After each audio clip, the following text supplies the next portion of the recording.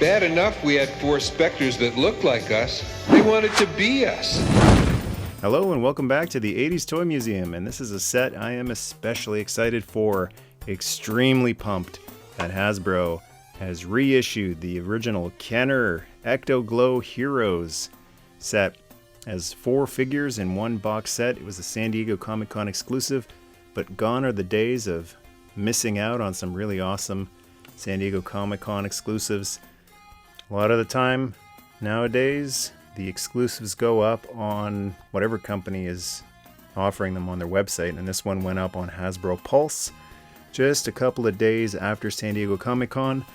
So it's unfortunate for the people who couldn't wait and bought the scalper priced figures on eBay for a little bit more, but these went on Hasbro Pulse for not very much. I reviewed the originals a couple of years ago. I got a mind-blowing gift box from a good brother. Thank you so much, Micah, for the original Ecto-Glow Ghostbusters. And I'll be able to compare the ones that are in this box with the vintage ones. Now, I never opened the vintage set because it's an extremely rare set of figures, and I don't want to be one of the guys who makes it even more rare, having one less mint on card set in the world. So I kept mine mint on card. I did a video a couple of years back of just showing off in the package and the glowing feature through the package, but I'm gonna put them side by side with these, and then I'm gonna open these up. That's what's really cool about reissues. They're much more affordably priced. These are really crammed in there, nice and snug. All 4 in there, so they come in this nice collector's box, and this is actually kind of cool. It's got like a door thing you can cut out and hang it on your door. Probably came with the original real Ghostbusters figures. And here we got the Fab 4, the Frightless 4 Ecto-Glow Ghostbusters. This is so exciting, not just to be able to finally open up a set myself, because I have been really enjoying the vintage ones hanging on my mint on card wall for years, but being able to actually open them up, futz around with them. I love glow-in-the-dark gimmicks. And the figures themselves are remolds, recasts, repaints of the standard, typical, let's move this over here, the original real Ghostbusters figures. Got a set of the 4 back there. So nothing really new there in terms of the figures and the proton packs. It looks like this same gimmick with the twist the end and the proton stream twists around, but what you do get is the mask to go onto these guys. So in my world, in my headcanon, these are not Ecto-Glow Heroes. These are the Spectral Ghostbusters from one of the best episodes of Real Ghostbusters. It's the one that actually picks up right after the movie ends, and they go back to the firehouse, and their suits gain a life of their own because they're soaked in the Gozer marshmallow ectoplasm. They just get up and walk off. So those guys in that episode glowed in the dark, and once I get these opened, I'm going to stick the masks on them and have them be Spectral Ghostbusters. Hasbro Pulse also offered the Ecto-Glow Ecto 1 as well. That hasn't shipped yet. That won't ship until next year. So that's coming in a while, but we'll have the original Ecto 1, which is back there, but in glow-in-the-dark plastic to go along with these guys too. So conspicuous by his absence is old Louis Tully, who got an Ecto-Glow Ghostbuster back in the day. He has not been reissued. It's just the 4 original Ghostbusters. And so hopefully, we'll get a Louis Tully. And not long ago, a customizer put out a Janine in the same style of card, custom art, and recast a Janine Ghostbuster figure in glow-in-the-dark. So hopefully that one gets put out by Hasbro as well. But no Louis Tully this time out. And this is really cool to be able to compare the vintage. Let's put the vintage on the left side, and the reissue on the right side, and a comparison of the card art. Just really, really minor stuff. Like this looks like it's been lowered down a little bit. Looks like the same artwork, the same ghost. Just the placement of some of the graphics have been moved around. The reissue now says ages 4 and up. This one had Who You Gonna Call quote on it, Peter Venkman and Spider Ghost. Our first change, Peter Venkman and Arachnid Ghost. So they have changed it from the name of Pete's Ghost to Arachnid Ghost. And in terms of the figures themselves, man, it is really, really similar. It is really close. There is not much difference there. Looks like the eyelids on the reissue, this is the reissue right here. The paint job is a little bit not as crisp. Although, I mean, these were not, super fine art back in the day. They were mass-produced children's toys. So you weren't necessarily going to get a perfect, meticulous, precise paint job back in the 80s or in 91, which is when these figures came out. So this is the vintage one right here, and this is the reissue. It's looking very, very similar. All the paint apps look the same. The design, the lettering, the No Ghost logo might be a little bit bigger on the reissue. And then the Spider Ghost and the Arachnid Ghost. Pretty much the same. The masks look identical.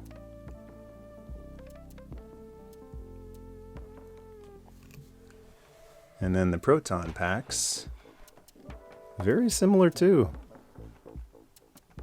Almost exact same color of cord, purple cord they used for the proton pack.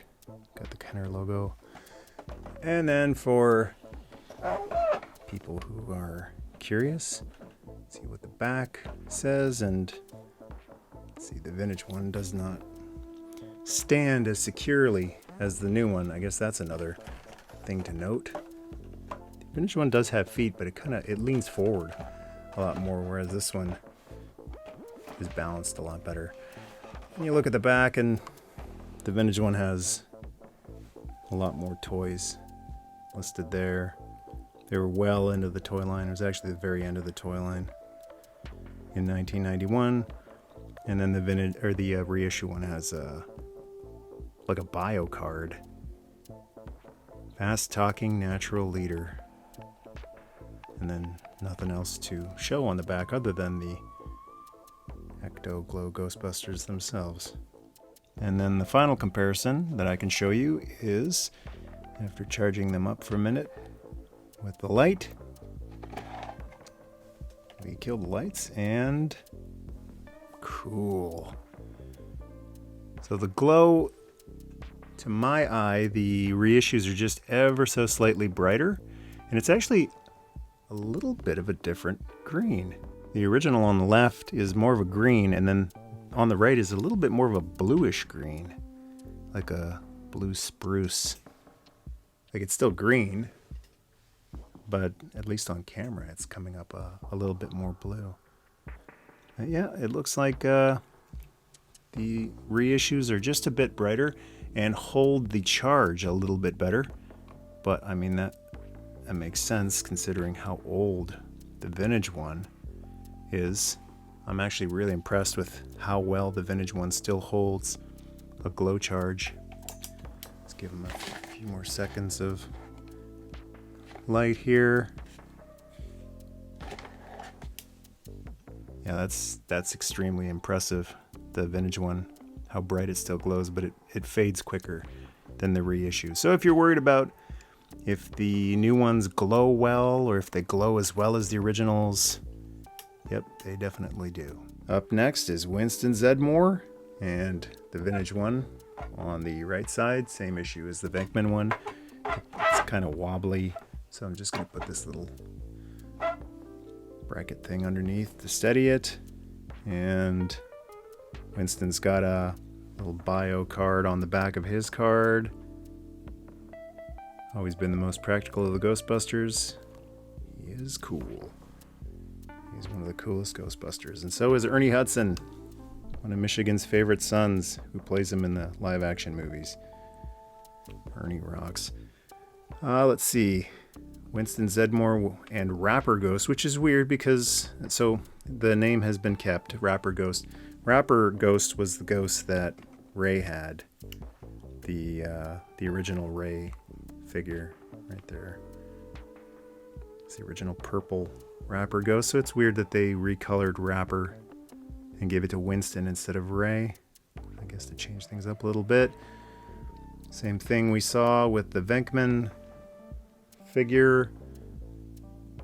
Same graphic, just a little bit different placement. And here's the figures compared side by side. Vintage on the left, reissue on the right. Look exactly the same except for the orange is just a little lighter on the reissue. Orange and blue is a beautiful color scheme. So much so that that's the color scheme of my toy room. And then like the Venkman, I'm guessing the No Ghost logo is going to be a little bigger on the reissue, looks like. And up next is Dr. Egon Spengler with the Jail Jaw Ghost. That looks all the same. Card art looks the same. Different placement again. And the figures themselves. Vintage on the left, reissue on the right. Look identical. Coloring on the stripes is very, very similar, just a little darker on the reissue. On the green, pink looks just about the same, but the green's just a little darker. Sizing of the leg lettering might be a little bit different.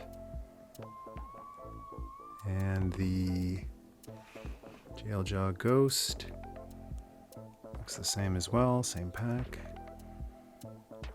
And a look at Egon's bio on the back. Although sometimes absent-minded, Egon Spengler is the scientific genius responsible for creating the wacky ghost-catching equipment in the Ghostbusters arsenal. And ladies and gentlemen, the heart of the Ghostbusters. It's Dr. Ray Stantz, guy who took out, was it a third mortgage on his childhood home that he inherited from his parents in order to fund the firehouse and the Ecto. So same deal. Gulper Ghost, which was Egon's original ghost. So we got another switch up, mash up. Egon's original Gulper Ghost is now glow in the dark Gulper Ghost for Ray. And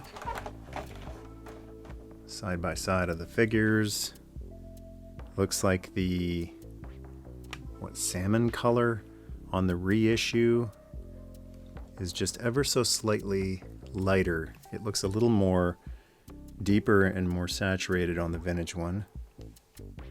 And the hair color is different. This is the biggest change of the 4 Ghostbusters. It's a lot more red on the vintage one, and it's more brown. It's way more brown. It's actually like Pete Venkman brown on the reissue. Very interesting. Gulper Ghost looks just about the same. Yeah, same blue, big eye, and pack. Same as the others. Ray's bio on the back of the card. Overflowing with energy and enthusiasm. Ray Stantz has been the beating heart of the Ghostbusters since bust number 1. And that applies to Dan Aykroyd as well. One of Canada's favorite sons. And here are the Ecto-Glow Ghostbusters Unleashed. And it is surreal to be seeing these guys sitting here loose on my table. This is so awesome. I've cut them all out of the packaging, and the really cool thing about this box that they've included is that if you want to keep the packaging, then you can just store it in the box that it comes with. Just slide it back in there, close it up, and then depending on how much shelf space you have, the cut cards don't really look all that nice in behind the figures, but this box right here makes for a really nice backdrop if you want to display them like that on your shelf. And another difference I just noticed, I believe, I don't have a vintage opened Ecto-Glow Ghostbuster, but these proton packs are the new style that are on the last reissues that we got of the vintage figures. It's just a post with this little nub line right there that plugs in there, and then those lines on either side stop it from wiggling. And that is different from how the vintage Ghostbusters proton packs were. They just had this kind of mushroom type of thing that plugged in there and it could wiggle all around. And one more difference I've noticed is that the foot peg holes on the original real Ghostbusters figures were just about G.I. Joe sized, just a little smaller than G.I. Joe sized, but you could wedge them in there. And these are quite a bit smaller. They're actually about the same size as like a G.I. Joe Classified or Star Wars Black Series figure, which is what these stands are. And that fits on there nice and snugly. Gives them a lot more stability. And here's the Fearless 4 out of package with their ghosts and their masks. Looking fantastic. Build quality. Let's talk about that for a second. They got the same kind of gummier feel that all glow-in-the-dark plastic has. Any glow-in-the-dark figure you have, that's what this one's going to be like. It's got like a little more gumminess, resistance to it than regular plastic that's typically used on figures. This feels a little on the gummy and wobbly side. I think they're all going to be like that. No loose joints on Winston or Venkman. Oh, his head feels just a little bit stiffer. And then Ray. Nice stiff arms on Ray. And same type of, it's got that D'Lo Brown head bob. They're a bit tricky to stand if they got the proton packs on, just because of how back heavy they are, but I'm sure if you pull the wand off and pop it on the arm, just like the vintage one, that's so cool. That definitely balances him a lot better. And I'll show you how the wand gimmick works now that I've got him suited up. All you gotta do is twist there and you get that chaotic Ghostbusters neutrino wand blast beam. And finally, Dr. Spengler. So joints on all of them look good. I don't know if I just got lucky. You know, a little bit of looseness there, but I'm so used to glow-in-the-dark figures having that. It's just like a different plastic. It's not as durable as most action figure plastic either. Like I've got a glow-in-the-dark RoboCop figure from RoboCop and the Ultra Police toy line, and it broke right open just because like this plastic doesn't hold glue, or sometimes it doesn't hold fusing together very well. The masks. We gotta do the masks now. So I saw a video of the team at Hasbro who designed this set, and they were talking about how it's not just a chance to do a straight up reissue, and I love how close these are to the originals, but also room for improvement. So these, one of the designers said, was designed to hold a little better than the originals did. Now the trick here is you don't want to wear off any paint, especially on the hair. But it's got like a tiny click sound once you get it in there, and that's not coming off all that easily. But if you want it off, it doesn't feel like you're gonna have to rip the paint off the hair. I feel like it's clipping into the ears somehow. Awesome. Now he's a spectral Ghostbuster. And let's take a look at Winston's mask. I wonder if the masks are compatible. It's Ray's mask right here. Sort of. Doesn't really click in, but it holds. That's definitely meant for Winston's face. Looks more like he's been slimed. It's like splattered slime, glow-in-the-dark slime on his face. And Raymond Stantz. I like that. That's very satisfying. A little clip effect. Getting those masks on. And then Dr. Spengler. Let's see if I can do this one-handed. Easy. Extremely easy. I like that they're not too oversized, these glow-in-the-dark masks. They don't look goofy wearing the masks right now. They're still pretty recognizable as who they are. So they look fantastic. There's Arachnid Ghost, Rapper Ghost. A lot more rigid than the original Rapper Ghost. That's a lot stiffer plastic than the original one. That was a little more bendy. This gimmick right here, you're supposed to be able to pop them on the Ghostbusters' heads. Probably won't fit when he's wearing one of the glow-in-the-dark masks. Yeah. I mean, the original one was a tight fit on Egon's head, so you're probably going to strip some paint off if you do that repeatedly. But yeah, he's supposed to sit on someone's head there. And then I remember seeing this guy in one of the, maybe it was Fright Features releases.